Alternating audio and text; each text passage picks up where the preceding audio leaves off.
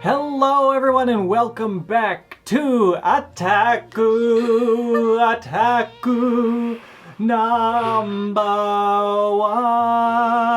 number 4 here on Animation Pilgrimage. I'm Sean. I'm speechless. Oh my god. Okay, normally we give it a little bit of time between Swear warning here. What the fuck just happened? Usually we wait maybe like a day or two before recording after watching the movie, but no, we have to talk about this movie right now. We just finished watching it. Oh my god, this was certainly a way to end the franchise. So, in case you're unaware, this is the 4th movie in the Attack Number 1 movie series, which, as far as we could tell, is like just taking episodes from the anime and putting them together in movies, and that's what we're watching.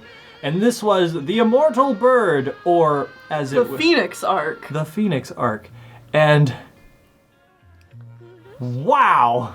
Okay, first you have to tell me the revelation you made. Okay. Because this, I want people to go into the review with this so that, like, they won't be able to unsee it like I did. Okay, so, main character. We made a startling realization. Ayuhara.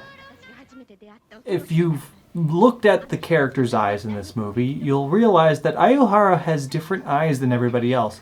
And it's bugged me. I'm like, what is wrong with her eyes? Why does she have like this row of like lines on the bottom? It's weird.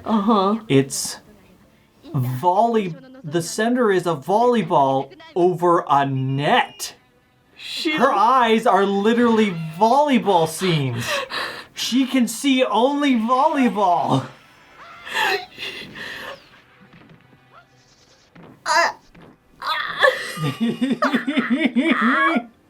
You can't unsee it now. Like, you're welcome. Oh my god. First of all. But second of all, this plot. What the hell happened? Alright, so there was a time skip. I was correct. Thank goodness. Because I wasn't sure, like, where are they going to go from World Championships? Of the middle school. Middle school variety. They go to high school. They go to high school. So now they're back to being... bad again. Bad, kind of. Except volleyball is, like, both the least important thing going on in this story and also the most important at the same time. Yeah. Alright, so Ayuhara is having difficulties doing the volleyball thing. She keeps messing up and stuff, but it's fine. Her and her girlfriend, Midori. Midori? Whatever her name is. The rival from the original, who is now best friend, possible friend, more than friend? More than friend? I don't know, that's obviously just not what they're going for. Not what they're going for, that's what I'm inferencing out of it. But I'm just saying, if they were two people of opposite genders, people wouldn't even question it. Oh, they'd absolutely be a couple. Yeah. But either way, they're working together to do like this machine gun bullet attack, and there's volleyball. Yes, that is a volleyball move apparently.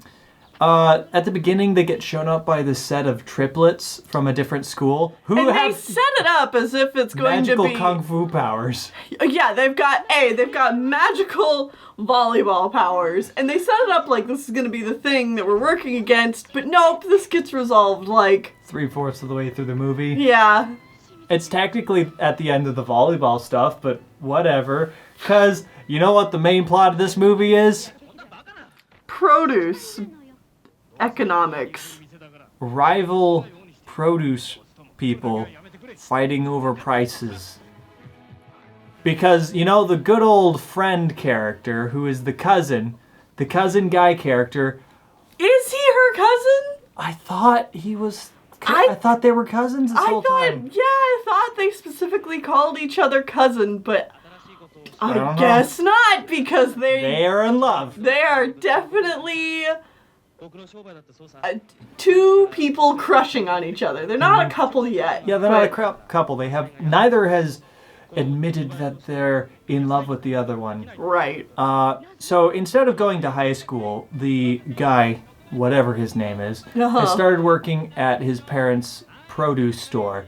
And he's like, this is dumb. We should be able to just go directly to the farms and buy from them directly instead of having to go through a third party so we can sell things for super cheap. And so he does that, except that means he has to drive up into the mountains every single day and then drive back down. And wouldn't you know it, he crashes over the side of a mountain. Well, okay, wait. Okay, that's kind of jumping really far ahead. That's jumping the gun, because first there's this whole other thing going on about how the other people who sell produce in this town beating the crap out of him. Beat the crap out of him because they're angry that he's cut out the middleman and he's selling his stuff for cheaper. And so, like, he gets mugged in the middle of the street, and, like, his parents are telling him, don't do it because we've always done it this way. And he and Ayuhara have, like, this conversation, and she's not feeling volleyball, and he's telling her problems, and she's like, wow, your talk about real life. Real world problems has made me realize I'm not trying hard enough at volleyball. Right. And I should think outside the box. And I'm just like, wow, cool. I'm glad that my real life problems about money are helping you in your superficial world of high school volleyball. Yeah. Thank you very much. Wow, this is a relationship that's built to last. And then he's like, I promise that, hey, how about after you beat this big game, we go climb Mount Fuji together. It'll be a great time. And then he crashes. And then he goes to the hospital. Wait. He goes to the hospital. And we're having, the entire time, like, he's trying to drive back so that he can make it to her volleyball game. So that's why he, like, speeds down the mountain to try and get there. And, like, it's cutting back and forth from her game and what's going on with him. Like, through this whole thing. Right. So he's just driving, collecting the stuff from the people, playing volleyball. He's driving down the mountain, checking the time, playing volleyball. Driving down the mountain, oh no, I'm crashing! Playing volleyball. Oh wait, there is the moment of, my shoelace snapped. I hope something didn't happen to what's-his-face. Because, you know, it's a Japanese thing, like, oh no, this thing randomly broke in a way that it shouldn't just do. Something bad must have happened. So yeah, that happens. An ambulance we comes, see an picks ambulance him up. driving down the highway, still playing volleyball. There's blood in this movie. Like first when the boyfriend kid gets beat up, and second when he, like, crashes off the mountain, you see his hand, like, grasping onto a rock. And it's like, what is going on? We see him getting operated on, still playing volleyball. Not particularly exciting games of volleyball either. No, it's just like, oh, we're playing volleyball. It doesn't, like, they don't even do anything super special or anything. They're doing, like, their machine gun attack or whatever. They're winning. And then they're losing, and they're winning. Who cares? They're mostly winning, though. And then this little girl character who is in this movie earlier, who we can only assume is the little sister to the boyfriend of character. The boyfriend character. She comes in and he's like, he's dying! And everyone's like, oh God! And they're like, go to the hospital. And Ayahara's like, no, I'm gonna finish the volleyball game because that's what he would want. He wants me to do my dream, and then I'll go see him. And so she wins in, like, one more point. And then she takes a taxi over to the hospital, and it makes me wonder, how did the little girl get there? Because she was at the hospital, and then suddenly she's at the volleyball thing. Either way, she takes a taxi over to the hospital, and she gets to the room, and he's dead. Dead! He's dead! Oh my God! He's dead!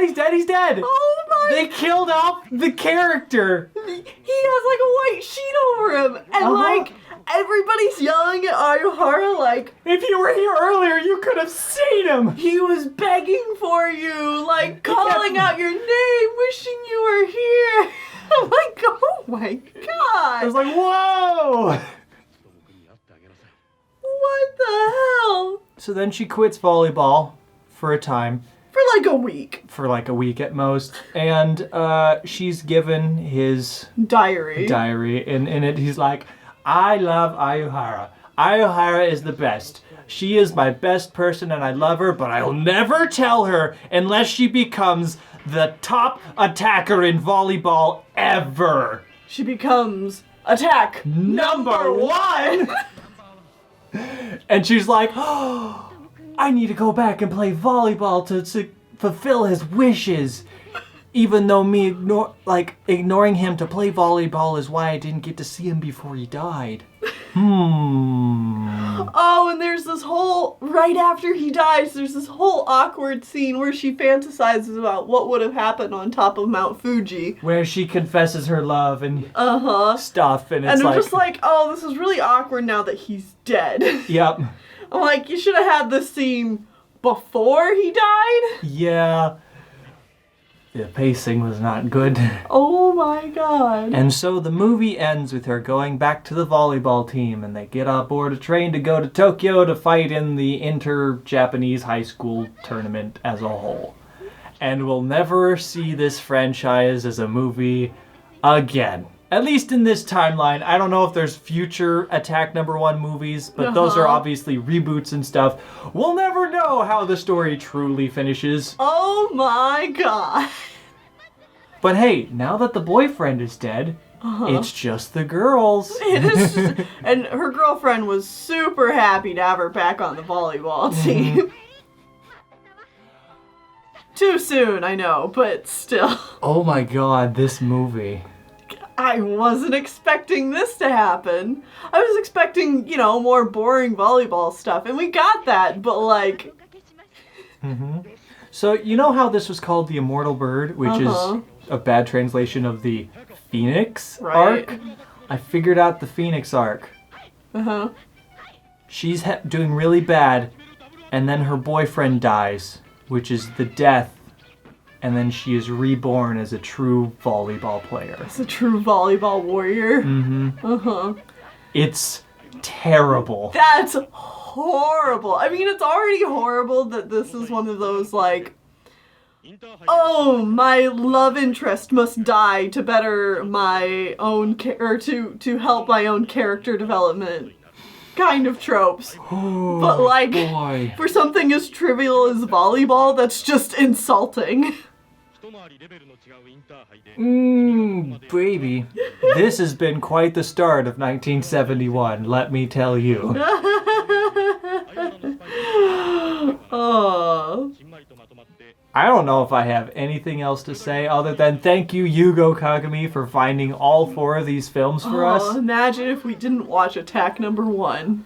We would have missed out. We would really have missed out. Oh, there's also like this real other plot where is like only in like the first 5 minutes where they're in high school now, so they have a new female I hate this. female volleyball coach who is like, I don't know what to do. I'm not a good volleyball coach. So novice. So the middle school abusive man coach comes back and coaches them again. Yeah. And like first thing he does because the female coach goes to him and is like, I can't do this. Help me. I'm not strong enough to teach women how to play volleyball because I'm a woman. Yeah.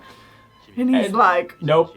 No, I'm not going to do it. And then 2 scenes later, he's back. He just shows up and the girls are like, yay, he's back! And he's like, all right, to work. And he literally smacks them in the face with volleyballs as a greeting. Yeah, like, as he's like walking in the door, he's just got a volleyball in each hand. And he's like, whoa. Take that, Ayahara, take that, best friend. You need to get back to work. And they all start crying because they're so happy. And I'm just like, no. Wow. Glad they kept up these horrible things. Oh, God. Oh, but that's the Attack Number 1 series. We did it. These were too much fun. These were a lot of fun. They were so stupid. Uh-huh. All right, well, that's it for this episode. We're not done with Japan, though. No. We get 3 movies from Japan in this singular year. That's a lot. Yeah, next up, we're going to Toei Animation with Animal Treasure Island. Don't say planet. I really wanted to say planet. I know, it's so hard. It's ingrained in us. As someone who grew up with Treasure Planet as compared to Treasure Island, of course I want to say that. But we're going... It's the story. Animal Treasure Island. Pirates. You ever do it? Buried treasure. See you again next times. What? See you guys next time. Bye-bye.